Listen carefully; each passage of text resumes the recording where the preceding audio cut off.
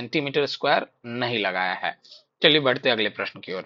अगला प्रश्न है कि tan a बराबर cot 30 प्लस ए, तो आपसे a का मान पूछा जा रहा है। तो आपको ज्ञात होगा कि tan 60 डिग्री जो होता है, tan 60 डिग्री जो होता है वो tan 30 के बराबर होता है, और tan 30 डिग्री जो होता है वो cot 60 के बराबर होता है। तो cot 60 और tan 60 बराबर होता है। तो आप a का मान अगर 30 ले लेंगे तो अपने आप काम आपका क्या होने वाला है, बन जाने वाला है। तो a का ऑप्शन कौन है, डी। तो ए का मान आप 30 डिग्री ले लेंगे, और ऐसा ऑप्शन में कौन है, ऑप्शन डी। बढ़ते अगले प्रश्न की ओर। अगला प्रश्न आपसे पूछा गया है कि क्या है भाई, एक कंपनी ने से 8% लाभांश घोषित की है, कितने पर देने के लिए, एक आदमी को 2840 रुपए का लाभांश मिल रहा है, तो आपको अंकित मूल्य बताना है। बहुत ही आसान सवाल है, ये परसेंटेज का सवाल है, बहुत ही आसान सवाल, आप इसको बहुत इजीली बना सकते हैं। तो मान लीजिए कि अंकित मूल्य x है, हमने मान लिया कि अंकित मूल्य x है, जिसपे 8% का लाभांश मिल रहा है, तो 8% मतलब 8/100, और मिल कितना रहा है, तो 2840 मिल रहा है। तो अगर हम यहाँ से x की मान निकाल ले, तो x का मान क्या आ जाएगा, तो 2840, और गुना में हो जाएगा ऊपर 100 और नीचे में आ जाएगा 8। अगर हम कैंसिल करें, तो कैंसिल करने के लिए हम क्या कर लेते हैं, सिंपल भाग दे देते हैं। 8 से 2 8 4 0 को भाग दे लेते हैं, तो 8 3 24, 3 24 और 4 28, 8 पचे 40 और 4 44, 0, 8 पचे 40, 355 आने वाला है। तो 355 आ गया भाग लगाने पर, और 2 जीरो है इधर। तो ऐसा कोई ऑप्शन में है क्या, देखिए 85 दिया है, 75 दिया है, 65 दिया है। देखिए यहाँ कंफ्यूजिंग ऑप्शन था, लेकिन करेक्ट ऑप्शन आपका ई होगा, क्योंकि मैच नहीं कर रहा है ये। तो बढ़ते हैं अगले प्रश्न की ओर। अगला प्रश्न क्या है कि समीकरण दिया गया है दो आपको, x बराबर a और y बराबर b, और इसका ग्राफ आपसे पूछा जा रहा है। तो आप देखेंगे, अगर हम इसके एक्सिस का निर्माण कर ले, ये हमारा आपका एक्सिस है, x एक्सिस और y एक्सिस बना लिया हमने, x एक्सिस और ये y एक्सिस। तो x बराबर a का ग्राफ खींचना है, x बराबर a का ग्राफ खींचना है, मान लीजिए हमने खींच लिया है। ये किसका ग्राफ है, x बराबर a का ग्राफ है। x बराबर सम कांस्टेंट का graph parallel to y axis होता है। और अगर हम यहीं पे ये ग्राफ दूसरा खींच ले, दूसरा है y बराबर b, दूसरा आपके पास क्या है, y बराबर b का ग्राफ खींच ले, y बराबर b का ग्राफ खींच ले। तो इन दोनों पॉइंट का जो इंटरसेक्शन है, वो x का वैल्यू कोऑर्डिनेट क्या होने वाला है, a होने वाला है, और y का कोऑर्डिनेट क्या होने वाला है, b। तो a कॉमा b किसी ऑप्शन में है, प्रतिच्छेदी रेखा होगी और a कॉमा b होगा। देखिए कंफ्यूजन के लिए इसने b कॉमा a दे दिया है, बहुत से लोग इसका आंसर d लगा देंगे, बट d इसका आंसर नहीं होगा, इसका आंसर होगा ई, इनमें से कोई नहीं। बढ़ते अगले प्रश्न की ओर। अगला प्रश्न आपका क्या है कि यदि n प्राकृत संख्याओं का माध्य 3n/5 है, तो n का मान बताइए। तो आपको आपको याद होगा कि प्राकृत संख्या का योग क्या होता है, तो n इंटू n प्लस 1/2 है। ये रिपीटेड सवाल इससे पहले भी बीपीएससी ने पूछा है इसको। और माध्य निकालना है, तो योग को संख्या से डिवाइड करते हैं, यानी n से डिवाइड कर दिया, और इसका मान प्रश्न में कितना दिया हुआ है, 3n/5 दिया हुआ। आप देख पाएंगे कि n से हम चाहे तो n को कैंसिल कर दे और फिर क्रॉस मल्टीप्लाई कर दे, तो 6n बराबर होने वाला है 5n प्लस क्या, 5। अगर n को एक साइड ले ले तो 5n घट जाएगा 6n में से, तो n का मान क्या आने वाला है, 5। ऑप्शन में है किसी में, आपका ऑप्शन बी है जो कि करेक्ट है। बढ़ते हैं अगले प्रश्न की ओर। अगला प्रश्न है कि 10:45 में टावर की छाया उसकी ऊंचाई के बराबर है। तो बहुत आसान सा बात है कि वैसा समकोण त्रिभुज निकालना है जिसकी क्या होती है, दो भुजाएं बराबर हो। दो भुजाएं बराबर हो तो इसका मतलब है ये तभी बराबर हो सकता है जब ये दोनों कोण बराबर हो। तो कोण कितने पे बराबर होता है, तो 45 डिग्री पे। तो करेक्ट ऑप्शन आपका कौन हो गया, डी। बढ़ते अगले प्रश्न की ओर। अगला प्रश्न आपसे क्या पूछा है, अगला प्रश्न आपसे पूछा है, अगला प्रश्न में आपसे पूछा है कि एक वृत्त है जिस पर दो स्पर्श रेखाएं खींची गई हैं, पीए और पीबी। वो वृत्त का केंद्र है और एक कोण दिया हुआ है, तो आपको एक दूसरे कोण की गणना करनी है। चित्र बना लेते हैं हम लोग, पहले चित्र बना लेते हैं। ये हमारा एक वृत्त है, वृत्त पर बिंदु P से, कोई बिंदु P है, यहां से दो स्पर्श रेखा खींचा गया। बिंदु P है, एक स्पर्श रेखा PA है और दूसरा स्पर्श रेखा PB है, दूसरा स्पर्श रेखा PB है, PB है, और जबकि केंद्र O है, केंद्र O है, O केंद्र है। यहां से हम इसको मिला देते हैं, ये 90 डिग्री का कोण बनाता है। फिर बी वाले को भी मिला देते हैं, ये भी कितने डिग्री का कोण बनाता है, 90 डिग्री का कोण बनाता है। ये कोण आपको 50 डिग्री दिया हुआ है। तो आपको एक थ्योरम ज्ञात होगा कि ये कोण जो होता है 180 में से 50 कम कर लेंगे यानी 130 डिग्री का ये वाला कोण हो जाएगा, 130 डिग्री का। और समकोण त्रिभुज है ये। अब देखिए इसको एक कंस्ट्रक्शन कर लेते, एक छोटा सा कंस्ट्रक्शन कर ले तो बात आसानी से हो पाएगा। इससे हमसे आपसे कौन पूछा है, ए O B, O A B यानी हमको ये वाली एंगल बतानी है, ये वाली एंगल हमको बतानी है, ये छोटी सी एंगल। तो 130 डिग्री का कोण, ये वाला कोण तो आपका 130 डिग्री का हो चुका है, यानी बाकी दो कोणों का योग जो होगा वो 50 होगा।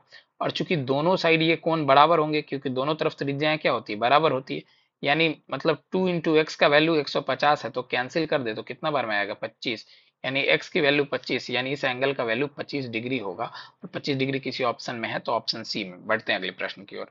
अगला प्रश्न आपसे पूछा गया है, अगला प्रश्न आपसे क्या पूछता है, तो अगला प्रश्न आपसे पूछ रहा है कि p एक अभाज्य संख्या है और p, p स्क्वायर और pq का आपको लघुत्तम बताना है। तो इसके लिए मैं पहले आपको एग्जाम्पल देके एक समझा दे रहा हूँ। मान लीजिए दो एक अभाज्य संख्या है, उसका वर्ग 4 है और उसका घन जो है वो 8 है। तो आप इसका एलसीएम निकालेंगे, एलसीएम निकालेंगे तो देखेंगे कि एलसीएम आ रहा है 8। क्यों? क्योंकि हाईएस्ट पावर जो होता है वो एलसीएम आता है। तो हम 2 को 2 की पावर 2 लिख सकते हैं, 4 को हम 2 की पावर 2 लिख सकते हैं, और 8 को क्या लिख सकते हैं, तो 8 को हम लिख सकते हैं 2 की पावर 3। तो आपने देखा कि 2 का पावर 3 हो गया है एलसीएम, यानी हाईएस्ट पावर वाला जो होता है वो एलसीएम होता है। इसलिए करेक्ट ऑप्शन क्या होने वाला है, पी का क्यूब होने वाला है। बढ़ते हैं अगले प्रश्न की ओर।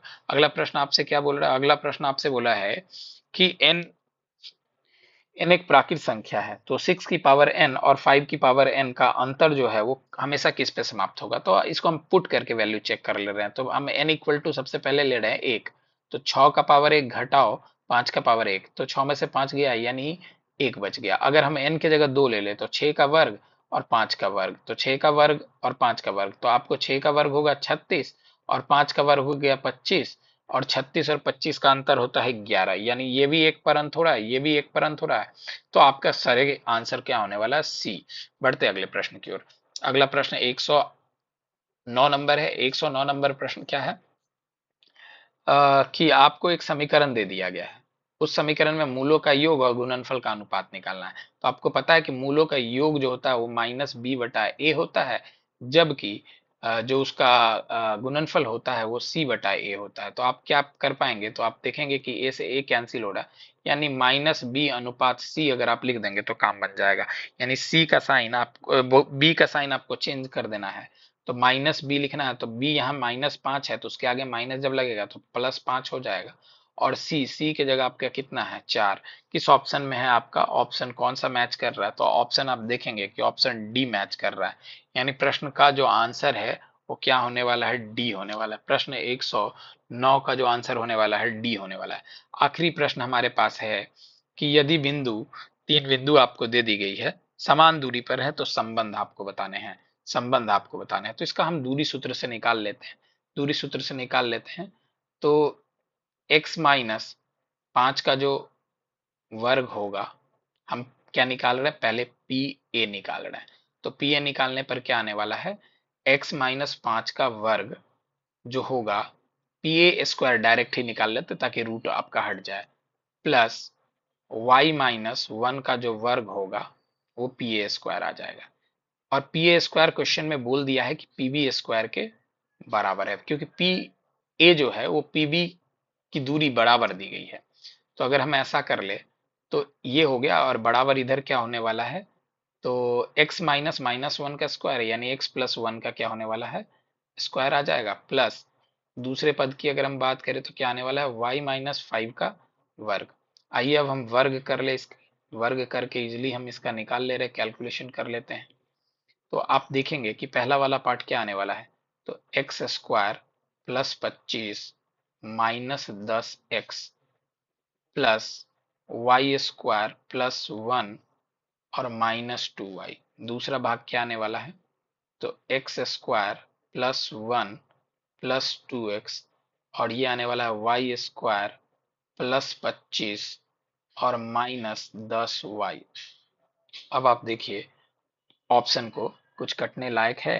इधर देखिए एक्स स्क्वायर धनात्मक, इधर भी एक्स स्क्वायर धनात्मक, 25 इधर धनात्मक, इधर भी 25 धनात्मक, इधर वाई स्क्वायर धनात्मक, इधर भी वाई स्क्वायर धनात्मक।